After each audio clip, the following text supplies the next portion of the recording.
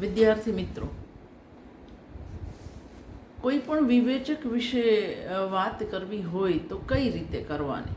આ તમારી કાયમી સમસ્યા હોય છે કે નર્મદ વિશે વાત કરીએ કે સુંદરમ વિશે કે ઉમાશંકર વિશે કે સુરેશ જોશી વિશે, તો અમારે શું કરવાનું? આમ તો તમને મોટા ભાગના વિવેચકો ગુજરાતી મોકલ્યા છે, પણ તમને પ્રમોદકુમાર પટેલ, ચંદ્રકાંત ટોપીવાળા, સુમન શાહ, જયંત કોઠારી આ પણ અભ્યાસક્રમમાં નેટના અભ્યાસક્રમમાં છે. તો બે રીતે તમે આ કરી શકો. એક, જે તે વિવેચકના તમામ પુસ્તકો તમારે જોવા પડે. એની અંદર એમણે પ્રત્યક્ષ વિવેચન કેટલું કર્યું છે અને સૈદ્ધાંતિક વિવેચનની કેટલી વાત કરી છે એ જોવા. પ્રત્યક્ષ વિવેચન એટલે પોતાના સમયમાં અથવા તો પોતાના પહેલાં સર્જાયેલા પુસ્તકો વિશે લખવું, સમીક્ષા કરવી, એનું અવલોકન કરવું. અને સૈદ્ધાંતિક વિવેચન એટલે સિદ્ધાંતની એમણે કેટલી વાત કરી છે. તો આજે આપણે આ દૃષ્ટિકોણ સામે રાખીને જયંત કોઠારી વિશે વાત કરીએ. આને મોડેલ બનાવીને તમે તમારી રીતે પ્રમોદકુમાર પટેલ અને ચંદ્રકાંત ટોપીવાળા વિશે જાતે પણ કામ કરી શકો. નહીં કરી શકો તો ક્યારેક ફરી પાછી હું મદદ કરીશ.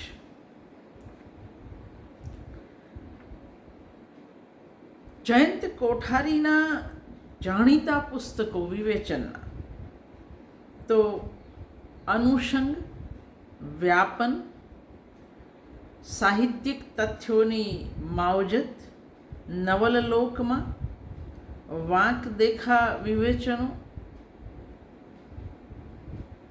કવિલોક, પ્લેટો, એરિસ્ટોટલ, લોન્જાઇનસની કાવ્ય વિચારણા, ભાષા વિજ્ઞાન પર પણ એમનું પુસ્તક છે. તો આ એમના જાણીતા કામ છે.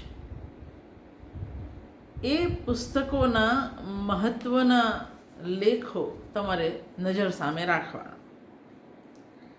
જયંત કોઠારી આપણા સજ્જ, બહુશ્રુત, પંડિત યુગના વિવેચકોની પરંપરાના વિદ્વાન વિવેચક કહી શકાય.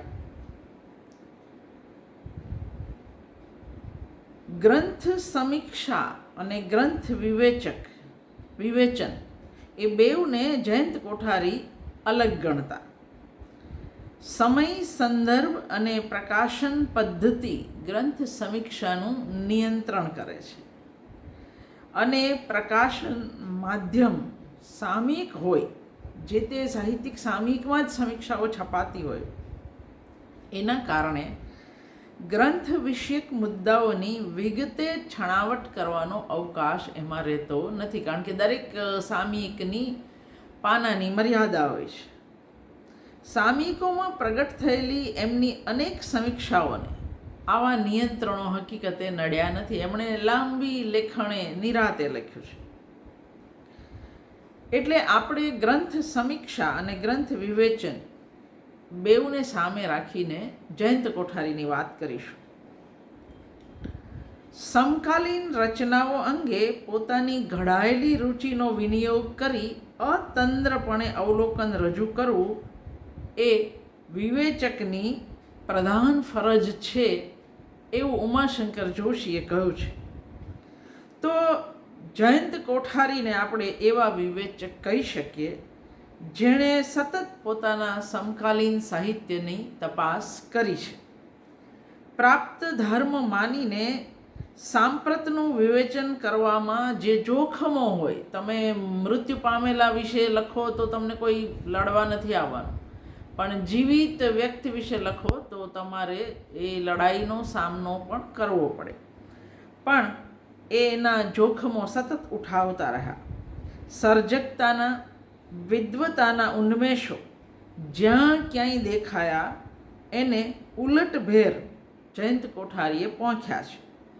તો કાચા નબળા કામોની સ્પષ્ટ અસંદિગ્ધ ભાષામાં એમણે ઝાટકણી કાઢી છે. આમ કરવામાં એ કદી મોટા નામોની શેહમાં ડરમાં તણાયા નથી. આમ પણ સમકાલીન વિવેચન ઠંડુગાર, સુષ્ઠું અને બધાનું ભલું વાંચનાર તો કઈ રીતે હોઈ શકે? સમકાલીન સાહિત્યનું વિવેચન સાહિત્યિક વાતાવરણ ઘડે છે. ભવિષ્યનો ઇતિહાસકાર એના પર આધાર રાખવાનો છે. એ વાત સમીક્ષા કરનારે કદી ભૂલવાની નથી. એણે સ્વસ્થપણે તાર્કિક દલીલો સાથે પૂરી સહાનુભૂતિથી જે તે પુસ્તકને એના યોગ્ય સ્થાને મૂકી આપવાનું છે. જયંત કોઠારીના સમગ્ર કામમાંથી પસાર થનાર દરેક વ્યક્તિ જોઈ શકશે કે વિવેચકનો ધર્મ જયંતભાઈ કદી ચૂક્યા નથી. સુષ્ઠુ પ્રમાણપત્રો ફાડી આપતી, મગનું નામ મરી ન પાડતી, બારે રાશિકા ભલા કહેનારી ગોળ સમીક્ષા જયંત કોઠારીએ કદી નથી લખી. જે કહેવું હોય તે સ્પષ્ટ શબ્દોમાં, જરૂર પડે તો કડવા થઈને પણ એમણે કહ્યું છે. અજાત શત્રુ રહેવાનો મોહ જયંત કોઠારીને કદી સ્પર્શ્યો નથી. જેની કૃતિ વિશે આકરું લખાયું હોય એ જો સ્વસ્થ અભિગમથી જોઈ શકવા જેટલા ખમતીધર હોય તો સ્વીકારશે કે પેલી આકરી ટીકા માત્ર અને માત્ર સાહિત્ય પદાર્થ પરત્વેની નિસ્બતમાંથી પ્રગટેલી છે. એને આ કે તે કોઈ હેતુ વળગેલા હોતા નથી કે નથી તો વ્યક્તિ કેન્દ્રમાં રહેતી. પ્રસ્તાવનાઓ લખવાનું એમણે મોટે ભાગે ટાળ્યું છે, પણ આપદ ધર્મ તરીકે જો લખવી પડી ત્યારે પણ કહેવા જોગ બધું કહ્યું. દાખલા તરીકે મફત ઓઝાની નવલકથા કે હસુ યાજ્ઞિકનું મધ્યકાલીન ગુજરાતી કથા સાહિત્ય.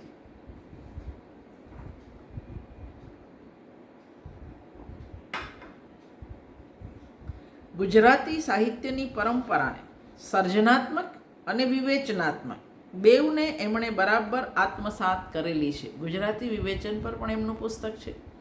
ઇવન સંસ્કૃત વિવેચના પર પણ એમનું વિદ્યાર્થીલક્ષી બહુ સરસ પુસ્તક છે. સાહિત્ય પદાર્થ પરત્વેની નરવી નિસ્બત, પાશ્ચાત્ય સંસ્કૃત વિવેચન પ્રવાહોની સૂઝ અને સમજ આ એમનામાં હોવાને કારણે એમના વિવેચનને આપણે પ્રતીતિકર અને ગળે ઉતરે એવું વિવેચન છે એવું કહી શકીએ. પૂરી સજ્જતા કેળવ્યા પછી જ કોઈ કામ એમણે હાથ પર લીધું છે. મધ્યકાલીન સાહિત્ય, અર્વાચીન સાહિત્ય, સંપાદનો, સંશોધનો, વિવેચનનું વિવેચન, ભાષા વિજ્ઞાન, વ્યાકરણ, કાવ્ય આસ્વાદો કે અનુવાદો, કશાની પણ તપાસ જે તે વિષય વિશે પૂરી સજ્જતા કેળવ્યા પછી જ તેઓ કરે છે. આશ્ચર્ય થાય એવી એમની અભ્યાસ નિષ્ઠાને કારણે વિવેચક તરીકે જયંત કોઠારી સતત વિકસતા રહ્યા છે. એ જે કંઈ કામ હાથ પર લેતા એનો સંદર્ભ સાહિત્યના ઇતિહાસ સાથે અચૂક જોડતા. કેટલીક એમની ટીકાઓ કે તારણો દૂરંદેશી ભર્યા વ્યાપક દ્રષ્ટિકોણવાળા છે. વિવિધ સાહિત્ય સ્વરૂપોની ઐતિહાસિક પરિપ્રેક્ષ્યથી થયેલી તપાસ જોઈને લાગે કે એમની સામે હંમેશા સાહિત્યનો ઇતિહાસ રહ્યો છે. એટલે જ તો એ લખાઈ ચૂકેલા ઇતિહાસની કચાશ વારંવાર દર્શાવતા રહ્યા છે. અને ભવિષ્યનો ઇતિહાસકાર ખોટા ધોરણો કે ખોટા તારણોથી દોરવાઈ ન જાય એ માટે જ્યાં જ્યાં ખોટું થતું જોયું ત્યાં સ્પષ્ટપણે તર્કપૂત રીતે અસંદિગ્ધ ભાષામાં એમણે કહી બતાવ્યું. એમના પર એકાંગી હોવાનો કોઈ આરોપ મૂકી શકે નહીં. એમના પર પક્ષપાતી હોવાનો આરોપ પણ કોઈ નહીં મૂકી શકે. ગુજરાતી સાહિત્યના લગભગ દરેક પાસાને એમણે પૂરી સજ્જતા અને એક સરખી નિસ્બતથી તપાસ્યા છે. એમની સમીક્ષાઓને એમના વિવેચક ધર્મના હિસ્સા તરીકે આપણે જોઈ શકીએ. મધ્યકાલીન કે અર્વાચીન સંશોધનો, સંપાદનો કે વિવેચન ગ્રંથોની સમીક્ષા કરતી વખતે જયંત કોઠારીને વધારે ચિંતા ખોટા ધોરણો, ખોટી વાતો સ્વીકારાઈ જાય એની રહી છે. રમેશ શુક્લના કલાપી અને સંચિત નિમિત્તે થયેલી ચર્ચાઓ દર્શાવે છે કે જયંત કોઠારી સંશોધન ક્ષેત્રના જોખમોની વાત કરવાની સાથે સંશોધન માટેના શાસ્ત્રીય માપદંડો પણ ઊભા કરતા જાય છે. ગ્રામ્ય માતાના આધાર સ્ત્રોત બાબતે રમેશ શુક્લ કેટલા ઉતાવળે તારણ પર પહોંચ્યા છે એ દાખલા દલીલોથી જયંતભાઈ બતાવે છે. તથ્યને સ્થાપિત કરવાની જયંત કોઠારીની મથામણ તમે જોઈ શકો છો.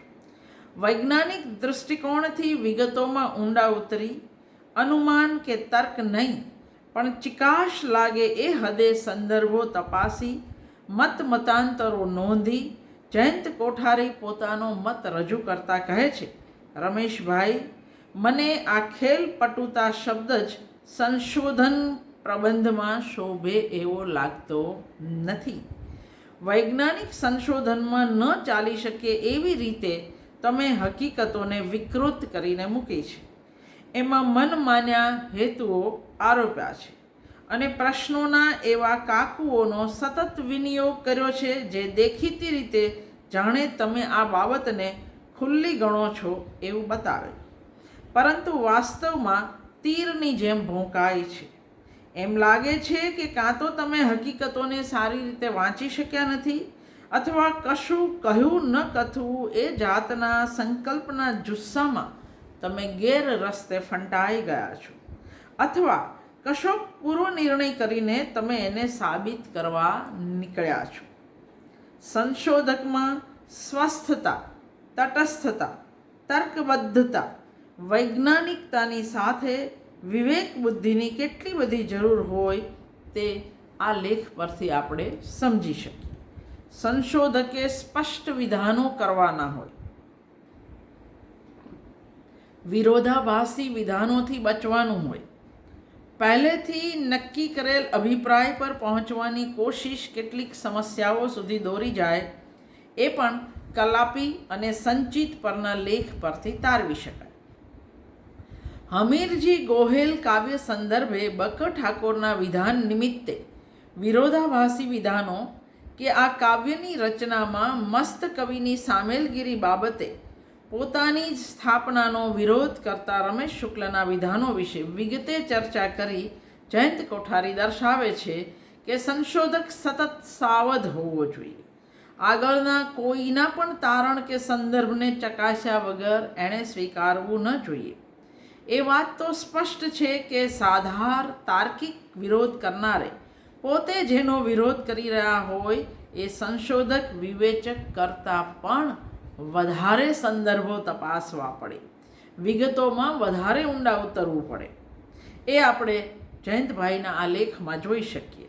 કલાપી અને સંચિતની તપાસ નિમિત્તે રમેશ શુક્લે જોયેલા અને નહીં જોયેલા બધા સંદર્ભોમાંથી જયંત કોઠારી પસાર થયા છે. આ નિમિત્તે એક શોધ નિબંધની સામે પ્રતિશોધ નિબંધ થઈ શકે એટલી ઝીણવટથી જયંતભાઈએ વિગતો તપાસી છે, સંદર્ભો ઉથલાવ્યા છે અને નિરાધાર તર્ક સંશોધનમાં કેવા જોખમી ઠરી શકે એ એમણે બતાવ્યું છે. જો કલાપી જેવા અર્વાચીન સર્જક સંદર્ભે કર્તૃત્વના આટલા પ્રશ્નો, આટલા વિવાદ થઈ શકે તો મધ્યકાલીન સાહિત્યના પ્રશ્નો તો કેટલા સંકુલ હોય. મધ્યકાલીન કૃતિઓ, સંપાદનો અને સંશોધનોની જયંત કોઠારીએ કરેલી સમીક્ષાઓમાંથી સંશોધન માટેના પાઠભેદ નક્કી કરવાના, કર્તૃત્વ નક્કી કરવાના માપદંડ પ્રાપ્ત થાય છે. વિદ્યાર્થી મિત્રો, આપણને ખબર હોવી જોઈએ કે પરિષદનો મધ્યકાલીન સાહિત્યકોશ અને અર્વાચીન સાહિત્યકોશ, અર્વાચીનમાં તો ટોપીવાળા હતા પણ મધ્યકાલીનના સંપાદક જયંત કોઠારી હતા. એમણે મધ્યકાલીન શબ્દકોશ પણ આપણને આપ્યો છે, એટલે મધ્યકાળ બાબતે એ કેટલા ચોક્કસ સંશોધક હતા એ આપણે જાણીએ છીએ. મધ્યકાલીન સાહિત્યના આપણા મૂલ્યાંકનો બાબતે જયંત કોઠારીને સતત ફરિયાદ રહી છે. કડક ધોરણે કડવી લાગે એવી વાતો આ સંદર્ભે એમને કહેવાની થઈ છે. હકીકતોની ચોકસાઈ માટેનો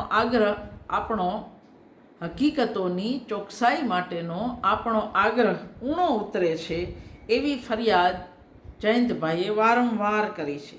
રજની દીક્ષિતના નરસિંહ મહેતા વિશેના સ્વાધ્યાયથી તેઓ રાજી થાય છે, પણ એમની અર્થઘટનની ક્લિષ્ટતા કે નિરંકુશ તર્ક વ્યવહાર તરફ ધ્યાન દોર્યા વગર એ રહી શક્યા નથી.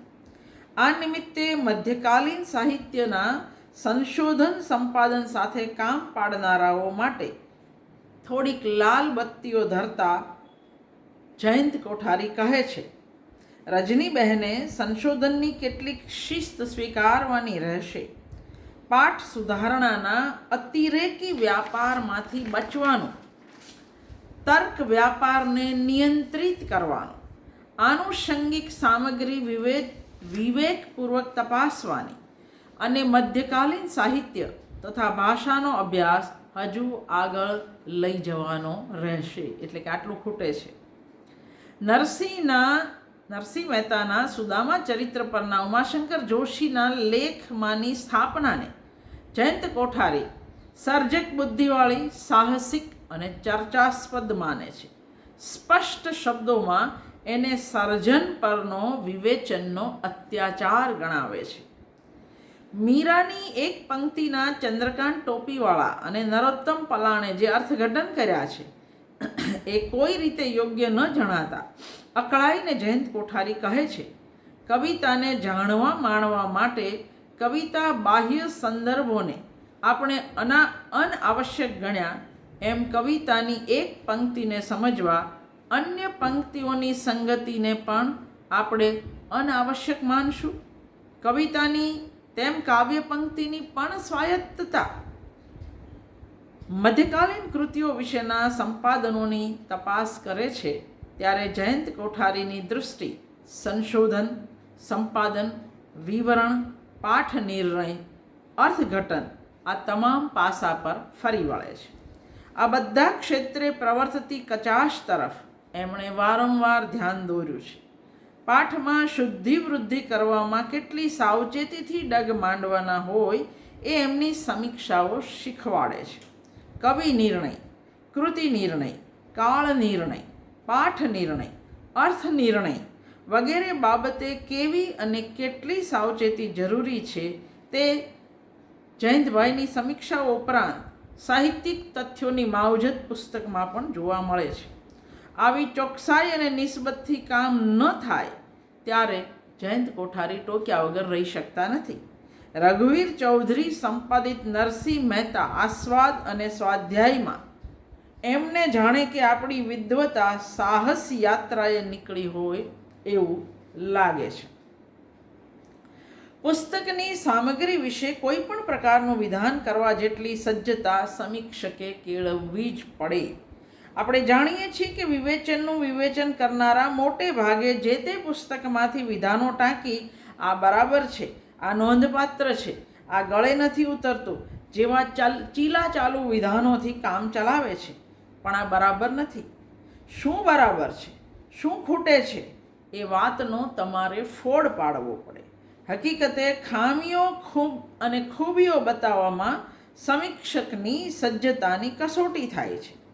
સુમન શાહના વિવેચન ગ્રંથ ચંદ્રકાંત બક્ષીથી ફેરો ની જયંત કોઠારીએ કરેલી સમીક્ષાને મારા જેવા બધા નવા સમીક્ષકો એક આદર્શ લેખ તરીકે જોઈ શકે. સુમન શાહની સાહિત્ય પદાર્થ પરત્વેની નિસ્બત, નવલકથાનો સઘન અભ્યાસ અને ઘડાયેલી સાહિત્ય રૂચિની નોંધ લીધા પછી આ ગ્રંથનું મહત્ત્વ પ્રમાણ્યા પછી જયંતભાઈએ એ ગ્રંથની ક્ષતિઓ તરફ ધ્યાન દોર્યું છે. આમ પણ જે પુસ્તકના વધુ પડતા વખાણ થયા હોય એની ટીકા કરવા બેસો ત્યારે તમારી જવાબદારી અનેક ગણી વધી જાય. દરેક નવલકથા વિશેના સુમન શાહના તારણો સામે જયંત કોઠારી અન્ય વિવેચકોના તારણો મૂકતા જાય છે, પોતાના અભિપ્રાય પણ આપતા જાય છે. આના કારણે એમની વાત જરાય અધ્ધરતા લાગતી નથી. વિવેચકે આના માટે ખાસ્સો શ્રમ કરવો પડે. પુસ્તકમાં જેની વાત થઈ છે એ બધી જ કૃતિઓમાંથી પહેલાં તો વિવેચકે પસાર થવું પડે, એ કૃતિઓ વિશે અન્ય વિવેચકોએ શું કહ્યું છે એમાંથી પણ પસાર થવું પડે, અને પછી પોતાના તારણો આપી શકે. જયંત કોઠારીએ અહીં એવું કર્યું છે.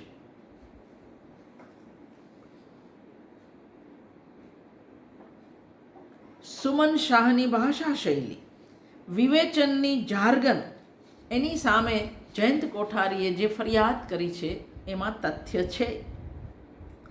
સુમન શાહે વાપરેલી અંગ્રેજી સંજ્ઞાઓના ગુજરાતી પર્યાયો આપીને જયંત કોઠારી વગર કહે સૂચવી શક્યા છે કે આ બધું આમ પણ કહી શકાય.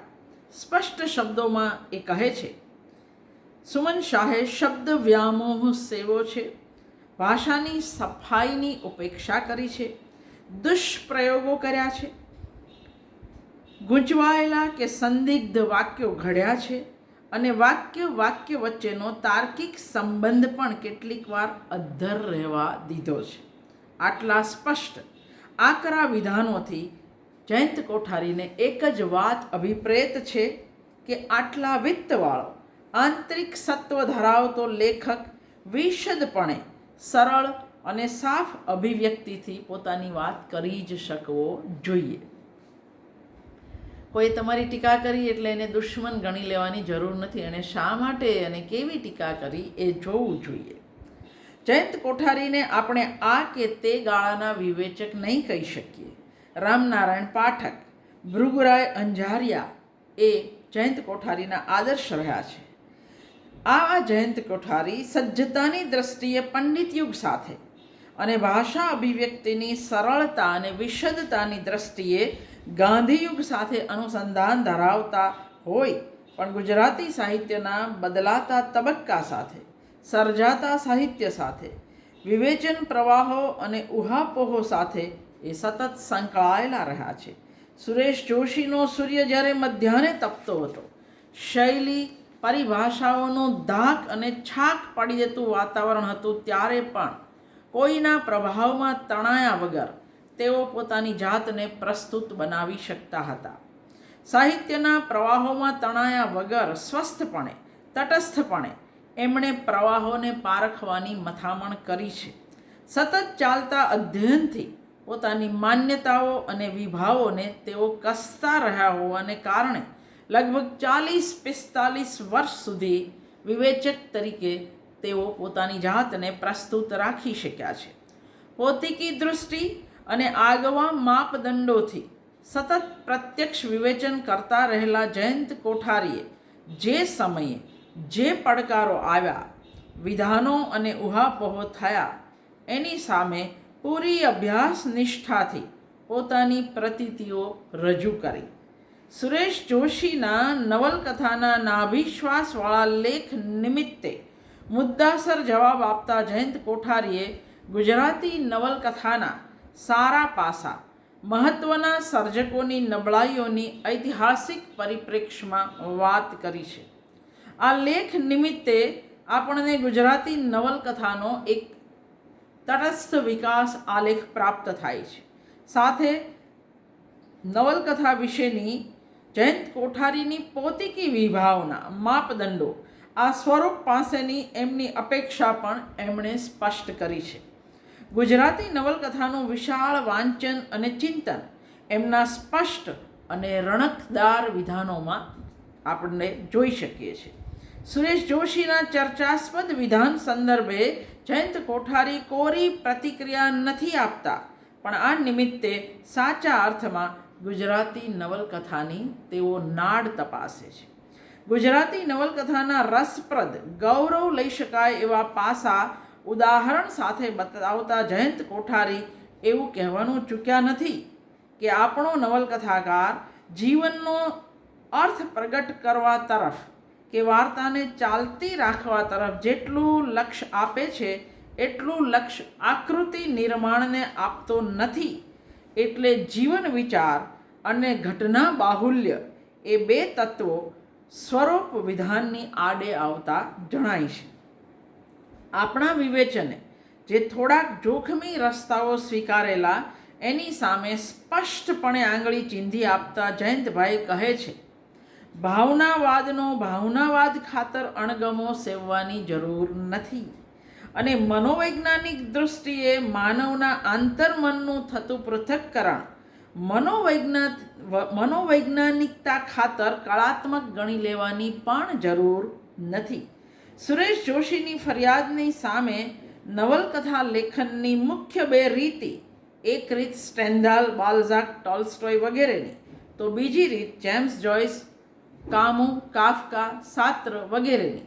એની વિગતે વાત કરતા જયંત કોઠારી સુરેશ જોશીના સમયગાળામાં બે ધડક સત્ય ઉચ્ચારી શક્યા હતા કે બંને રીતિઓમાં વાસ્તવિકતા, પાત્રાલેખન, સંવિધાન વગેરેના ધોરણોના સંકેત બદલાઈ જાય છે અને એક રીતિની નવલકથાને બીજી રીતિના સંકેતો અનુસાર માપવા જતાં કઢંગાપણું આવી જાય છે.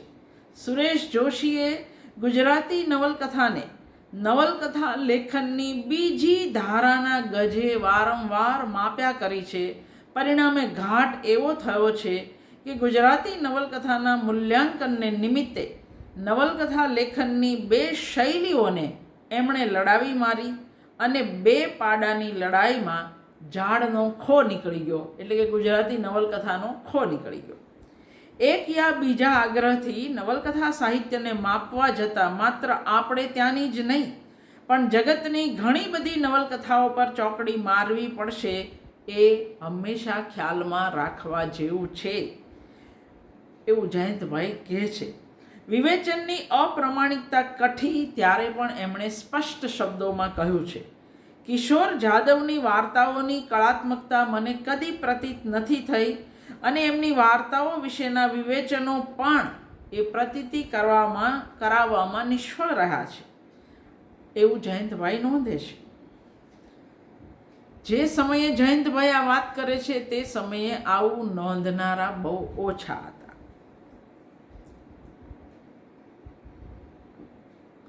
જયંત કોઠારીએ કૃતિનિષ્ઠ વિવેચનની વાતો ભાગ્યે જ કરી છે, પરંતુ એમના કાવ્ય આસ્વાદો અને કેટલી બધી સમીક્ષાઓ કૃતિનિષ્ઠ વિવેચનના ઉત્તમ નમૂના જેવી છે. કૃતિલક્ષી વિવેચનમાં સાહિત્ય કૃતિ વિશે અન્ય હકીકતોની સદંતર ઉપેક્ષા કરવાના વલણ સામે જયંતભાઈને પ્રશ્નો હતા. કૃતિ નિમિત્તે કૃતિ બાહ્ય જગતમાં વિહાર કરવાનો તેઓ વિરોધ કરે છે, તો સામે કૃતિને ઈતર જગતથી સંપૂર્ણ રીતે વિચ્છિન્ન કરીને જોવાના પણ જયંત કોઠારી વિરોધી છે. એટલે જ એમના કાવ્ય આસ્વાદોમાં આડેધડ પ્રલાપ કે રંગદર્શી વિધાનોનો, સૂત્રાત્મક લટકણિયાઓનો ત્રાસ વેઠવો પડતો નથી. આસ્વાદ અષ્ટાદશી જે એમનું મહત્વનું પુસ્તક છે, એમના કાવ્ય આસ્વાદો કે કાવ્ય સંગ્રહોની એમણે કરેલી સમીક્ષાઓ વાંચ્યા પછી કોઈ એવું નહીં કહી શકે કે જયંત કોઠારીને કવિતામાં રુચિ નહોતી. હા, એમને કવિતાને ઊભી બજારે અલપ જલપ મળીને ઉપર છલ્લી વાત કરવી નથી ફાવી. કવિતા મનમાં ઘૂંટાય તો જ કવિતા વિશે લખી શકાય એવું એ દ્રઢપણે માનતા. એટલે જ જ્યારે ફરમાયશું આસ્વાદો લખવાના આવ્યા ત્યારે જયંત કોઠારીએ હંમેશા ના પાડી છે. એમની આસ્વાદ પ્રવૃત્તિમાં કવિતા સાથે સીધો અને નક્કર મુકાબલો છે. કાવ્યના મૂળભૂત વિશિષ્ટ સંવેદનને એ પારખી શક્યા છે અને નક્કર રીતે પમાડી શક્યા છે. અનેક ઓજારોથી સર્જક કર્મની તપાસ માંડતા જયંત કોઠારીના કાવ્ય આસ્વાદોમાં સૂક્ષ્મ સૌંદર્ય શોધી કાઢનારની દૃષ્ટિ દેખાશે. એમની આસ્વાદ રીતિ સર્જનાત્મકતાના સ્પર્શવાળી છે. પ્રેમાનંદના આખ્યાનો વિશેના અભ્યાસપૂર્ણ લેખોમાં પણ નવા તારણો અને મૌલિક મુદ્દાઓ સાંપડે છે. અમુક કાવ્ય આસ્વાદો કે કાવ્ય સંગ્રહની સમીક્ષામાં જયંતભાઈ ભારતીય કાવ્યશાસ્ત્રની પરિભાષા અને સિદ્ધાંતોનો વિનિયોગ વર્ષોથી કરતા રહ્યા હતા. પછીથી સઘન અભ્યાસ રૂપે સંસ્કૃત કાવ્યશાસ્ત્રની આધુનિક કૃતિ વિવેચનમાં પ્રસ્તુતતા એવા ગ્રંથ રૂપે આપણી સામે એ સમીક્ષાઓ સામે આવે છે. કવિતાને આત્મસાત કર્યા વગર કવિતા વિશે ન લખી શકાય એવું દ્રઢપણે માનતા જયંત કોઠારી કવિતા કે કાવ્ય સંગ્રહ વિશેના સપાટી પરના અવલોકનથી એટલે જ અકળાય છે. યશવંત ત્રિવેદીનું પુસ્તક કવિતાનો આનંદ કોશ એની સમીક્ષા કરતા કોઠારી સાહેબ નોંધે છે, આનંદ શ્રી યશવંત ત્રિવેદીના ચિત્તના આકાશમાં ભરાઈ રહ્યો છે અને આપણને સાંપડ્યો છે માત્ર કોશ. અવતરણોના ખડકલા અને અવારનવાર રિક્તતા, આનંદ ઘન વગેરે વિશે કરેલું વ્યાપક ચિંતન બાદ કરીએ તો કાવ્યના સારથી ભાગ્યે જ કશું વિશેષ એમના પુસ્તકમાં છે. સાર પણ કેટલેક ઠેકાણે તો ગેરરસ્તે દોરનારો બની ગયો છે. કઢંગી વાક્ય રચનાઓ, સાવ ખોટા તારણો આની અંદર છે અને એ જયંતભાઈ દ્રષ્ટાંતો સાથે બતાવે છે. અને પછી કહે છે, કવિતા વિવેચનના ઓજારો શ્રી ત્રિવેદી પાસે છે જ નહીં, માત્ર શબ્દો છે, સંજ્ઞાઓ છે, લેબલો છે. થોડીક વાત બીજા લેક્ચરમાં.